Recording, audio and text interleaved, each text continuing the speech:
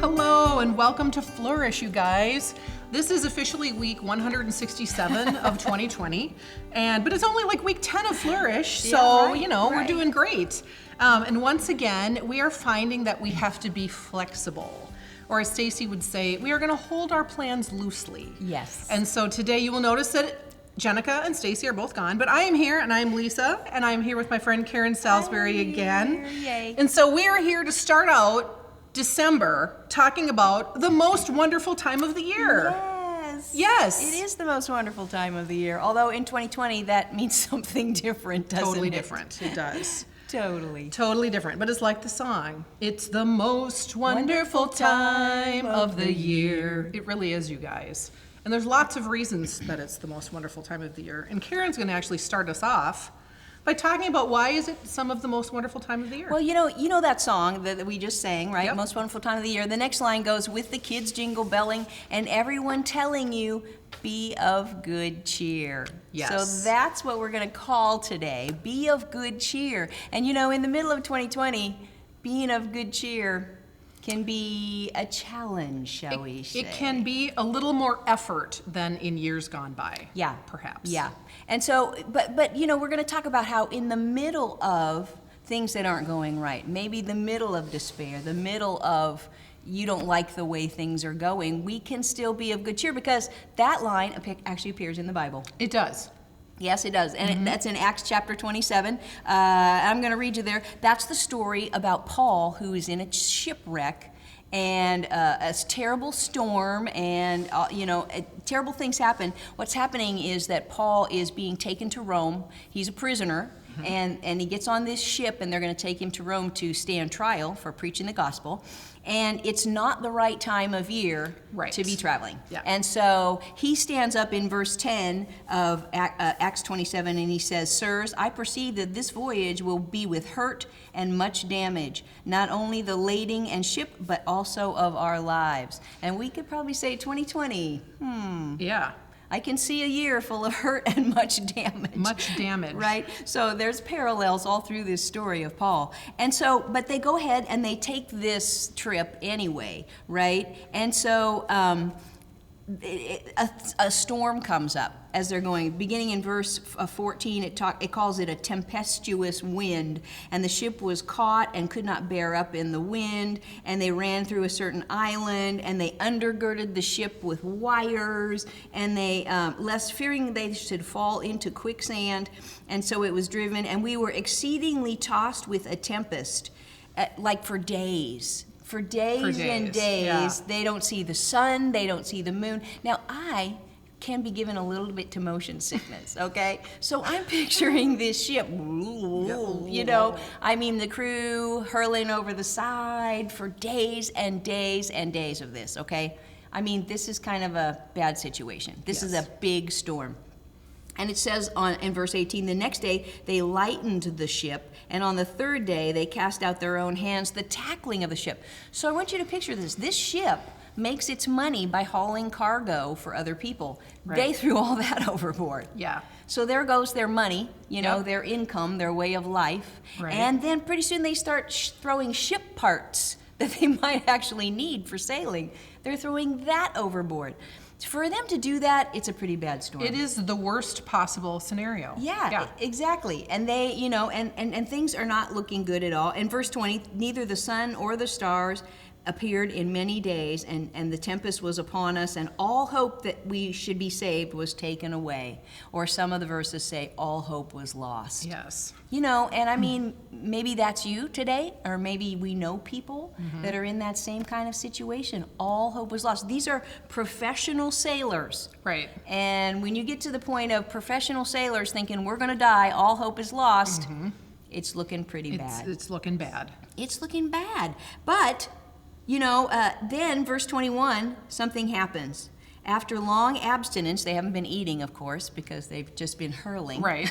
And they've thrown all their food overboard. Right. So after long abstinence, Paul stood forth in the midst of them and said, "Sirs, you should have listened to me." He did I love that. Yeah. I actually love that Paul did that. He's like, I told you. Yeah. I told you we should not go. Yep, he did.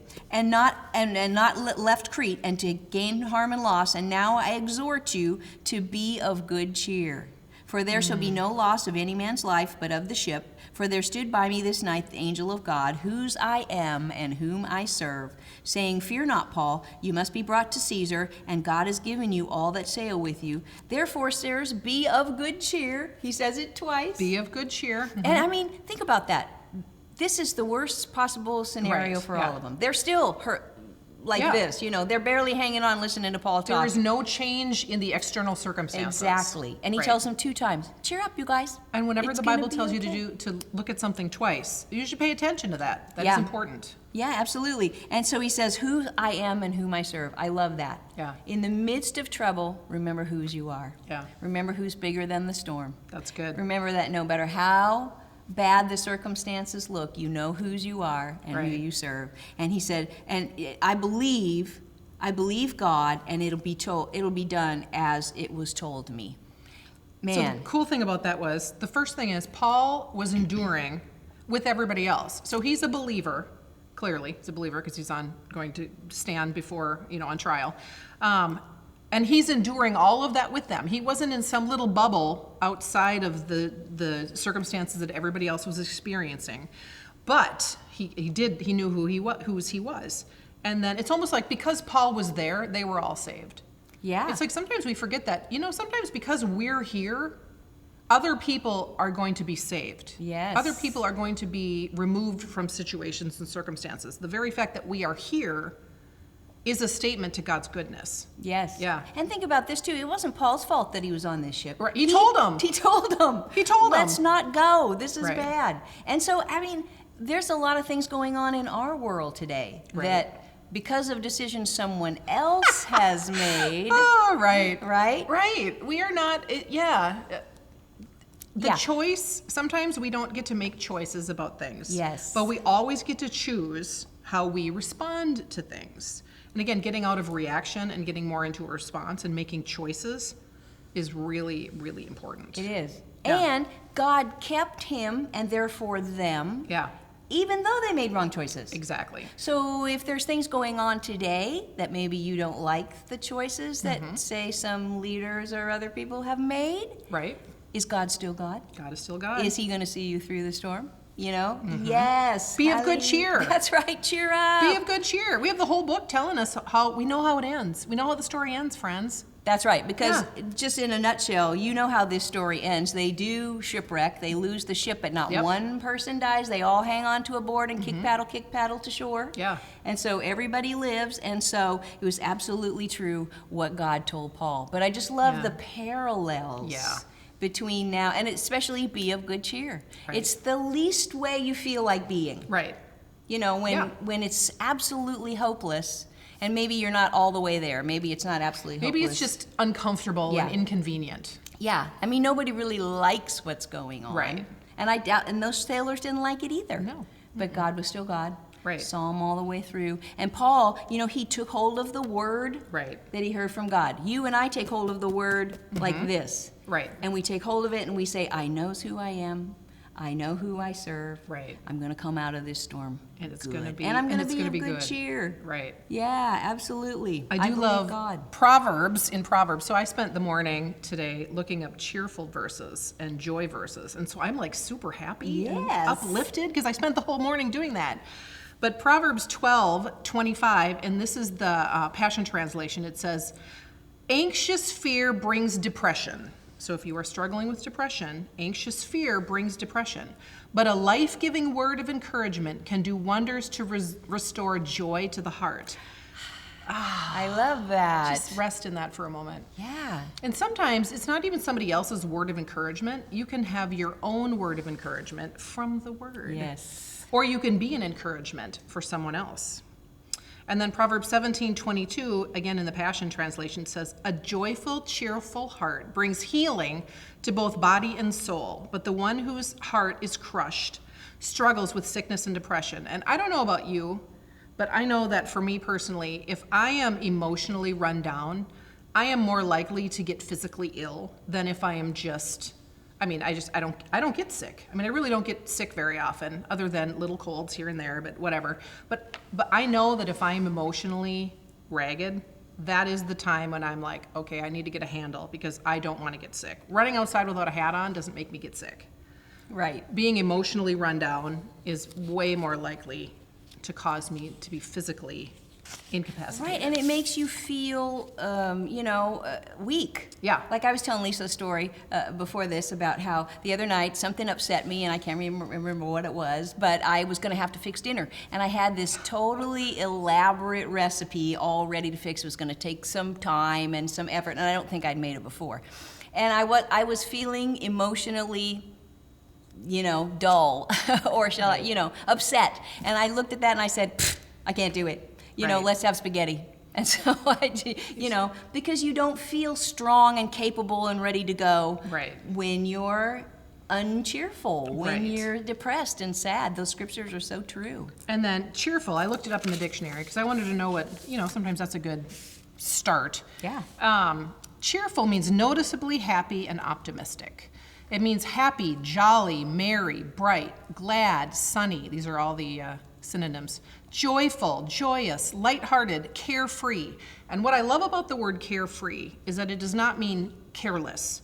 And it doesn't mean I don't care. It means I am choosing not to take the care of something that is not mine to take the care of. It's not worrying. It's what the Bible says, cast your care on the Lord. Care. He's better at handling it than you anyway. Be carefree. Yes. Unworried, untroubled, hopeful, positive, contented, upbeat, chipper, peppy, smiley, sparky, zippy, zingy. I'm like, if there's one thing that I wish people would say about me, is like, that Lisa, she's just so zippy. She's so zippy. So zippy. Karen, you're so sparky today. I love it. It also means causing happiness by its nature or appearance. Pleasant, attractive, agreeable, uplifting, happy, friendly, welcoming, home-like. And I liked the word home-like also because I want my home to be a place where people are safe, where they feel like they can let their guard down. And you know what? Part of that is just being cheerful, having a cheerful countenance. Yeah, be of good cheer. Be of good cheer. Yeah. But we also live in the real world, and 2020 is the real world for us right now. Yes. And so in James 1, verse 2 through 4 in the Message, and I really liked this version here, it says, "Consider it a sheer gift, when tests and challenges come at you from all sides." I don't usually think of that as being a gift. No. When tests and challenges come. I would say we were all in that boat. But you know that under pressure, your faith life is forced into the open and shows its true colors. So you really want to know who you are inside? Tests and trials. So don't try to get out of anything prematurely. Let it do its work so you can become mature and well-developed, not deficient in any way. So good. Don't you wish faith came a different way? I wish it just was like bestowed upon you and then you just simply had it. Yeah, but it comes from the pressure. It comes from, like the diamonds. Yeah. Like the diamonds. Yeah. So we might as well rejoice. Right, exactly. And be of good cheer. And ultimately, we are in December, we are in the Christmas season. When we think about Jesus set aside his power and his majesty and his deity, and he became weak and vulnerable, for us, He considered us to be of value, to set all the strength and power aside, and he yielded. Yeah. So good. He left heaven, come on, where there's no trouble, no worry, no curse, no problems, and came here. And why did he do it? Just for us. Right. It really is the most wonderful time of the year. It's so good. I do get a kick out of when people say, you can't have Christmas before Thanksgiving, that's just wrong, and it's all commercialized. And I'm like, I don't care. Yeah. When is it a bad time to talk about the birth of our Savior? I just don't. Like never. When do we start? July? You and me both? I was going to say, Lisa and I, we have this thing where we may or may not have been playing Christmas music in our cars where nobody else can hear. Right. We're alone. Since July. It's true. In fact, my children know actually that if it's any time of the year, if I put on I have a Christmas party playlist on Spotify. Perfect. If I put that on, I'm doing deep cleaning because it makes me happy, and cleaning doesn't make me happy. But that Christmas music makes me happy, and so I cheerfully will clean my house. Yeah. Well, this July, when I decided to get cheerful and put on some Christmas music, I put on this, I'm old school, I do CDs, sorry. But, I put on this CD of a compilation of Christmas music that I remembered liking, and I put it in, and it wasn't working for me. And I thought, what's going on here? And I realized all the songs were secular. Yeah. You know, Winter Wonderland and, you know, We Wish You a Merry Christmas and fun Christmas songs, but they didn't have anything to do with Jesus. Right. So then I grabbed a different compilations of songs, which is mostly about Jesus. And I realized then the peace came to my heart, then the cheer, because he is the reason for the season. And you know, have you ever listened? I was telling Lisa this story. There is this lady, a few years ago I ran into her. She'd just gotten saved, and she was so excited. She goes, have you ever listened to the words of some of these Christmas songs? Yeah. You know, she'd heard them all her life, but she didn't really listen as a saved person to some of the powerful lyrics about a Savior being born and coming to the earth. Yeah. You know, and I think we sometimes, of course, lose track of that in the Christmas season. We absolutely make it about something else, you know, besides Jesus, and yet he's the best news of all, and we have him to share. It's so good. How can you not be cheerful? I know. Yeah, it's so good. Oh, let's take a moment. Take a deep breath. God is so good. He is so How can you not good. be cheerful about that? Yes. All right, so Proverbs good. 15, verses 13 and verses 15 say, a cheerful heart brings a smile to your face, and a sad heart makes it hard to get through the day. That's so sad. A miserable heart means a miserable life, and a cheerful heart means fills the day with song. Now, I am a special ed substitute education assistant, so I go into high schools, and always the same high schools, but I never know what class I'm going to be in, but I am often in different classes, and I know most of the teachers, and I know all of the students. And sometimes I will go to the office and I will say, so what class am I in today? And they'll say, you're in Miss So-and-so's class. And I'm like, oh, okay. And then sometimes they'll say, you're in this person's class. And I'm like, yay! And all of that is because the countenance of that teacher kind of sets the mood for the class. And so there are definitely, cheerful heart does bring a smile to your face. Yeah. And so the flip side of that would be, I want to be the cheerful person. And again, not in denial and not in pretending, but I'm like, I just want to make the choice to practice cheerfulness. Yeah. It's because we have to practice. And you know, it doesn't cost us anything. No. I mean, it's absolutely free, and it changes your heart and your life, and it changes the atmosphere around you. It's such a good idea. It is. You had that thing about 12. Oh, I do, yes. So here are 12 quick things. Oh, I have to read this verse first. Okay. Oh, we have to read this. Okay. We almost got it. So We don't much wanna to miss say. this one. One of the greatest, I read this article, and it said, one of the greatest turning points in my life and faith was when I realized I don't have to live a life of reactions. Meaning, when I speak and my words are favorably received, I'm happy. But when not, my smile quickly disappears. No longer need I let people and circumstances dictate my inner joy of my heart, leaving me wounded by someone else's words and actions or down because it's raining again. I can cultivate a cheerful heart. And then she said, now maybe you're thinking life is hard right now. How can I possibly have a cheerful heart in these circumstances? But then Jesus tells us in this present life, we will have trouble. Yeah. And this is John 16, verse 33. It says, these things I have spoken to you, that in me you may have peace. In the world you will have tribulation, but be of good cheer, for I have overcome the world. You know, God is telling us the plan. It's not a secret. There it is again. Be of good cheer. It's not a secret. It's like there's going to be trouble in the world. Yeah. So be of good cheer, because God has overcome the world. Yes. He's overcome it. So it's like that, we were talking a little earlier also about how, in the grand scheme of things, if I die, I win. I win. Because I go to heaven and live with Jesus forever. Forever. But if I live, I win. So it's like we can't lose. We can only win, you guys. That's right. And that's so good. It's rigged. It's rigged in our favor. Yes. Because we know God's character. Yes. But the 12 ways to act cheerfully and become a cheerful person, I'm going to tell you 12 quick ways to do that. Number 1, smile on purpose. You know that when you smile, your brain chemistry changes and you get happier? Praise God. It's so amazing. And it lifts your whole face up. It makes you look younger. Yeah, and that's always For good. free. For Facelift free. for free. Perfect. Number 2, hold your tongue. Sometimes you just don't need to say anything. Nothing Yeah. needs to be said. It's okay. Yeah. And if you have something to say, maybe think it through and maybe choose a kind response. Or say nothing. It's okay. Number 3, fake it till you make it. Again, don't deny it, but sometimes you got to pretend. It's okay. We're practicing. We're practicing cheerfulness. Number 4, change your brain each morning. I loved this because our brains are wired for negative thought. I didn't know that. Instead, you wake up and you tell your brain, your job today is to find all the good stuff.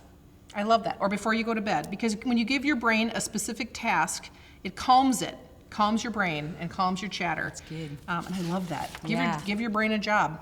Number 5, focus on creation. So shift your focus from overcoming a problem to creating a solution. We're not fixing problems, we're thinking of solutions. It's good. Number 6, admit the truth. Acting cheerfully doesn't mean we ignore our true feelings. It simply means that we don't want our feelings to control how we are in the world. So again, feel your feelings and then move forward. Number 7, focus on making memories. When you're creating a memory, it's hard to want to be anything but cheerful because memories are amazing and you can do that with your children. Yes. Make good memories. Number 8, take a time out. Maybe you just need to put yourself in time out. Yeah. It's okay. Take a deep breath. Go lay down. Take a nap. Take a nap. Remove yourself. Change of scenery. Yeah. It's okay. Take a time out. Number 9, practice gratitude, because gratitude is, of course, at the heart of cheerfulness. We talked about that last week. Talked about that. Practice patience. Patience and cheerfulness go hand in hand. So we have to practice it. Again, you're not a perfect patience person. We're practicing. Yeah. All the time. Number 11, get in the now. Pray, ponder, meditate, and breathe. So take 5 to 30 minutes each day to slow down and breathe and pray and simply ponder the goodness of life. Yes. It's great. Focus on the now and then use all your senses. So use all of your senses to focus on what's around you. Tapping into the spirit and the natural right now is essential to living a Cheerful life. Or, yeah. I had a moment victorious there. A victorious life. Yeah. And then number 12, let it go. Just let go of the things you can't control. That's a popular theme these days. It sure is. It's like, it's like being carefree. Don't take the care of things that aren't yours to care about.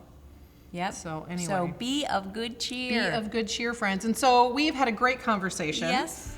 And I hope you continue the conversation and you guys have a great discussion time. And we are so glad to be able to kick off week 1 in December. Yes.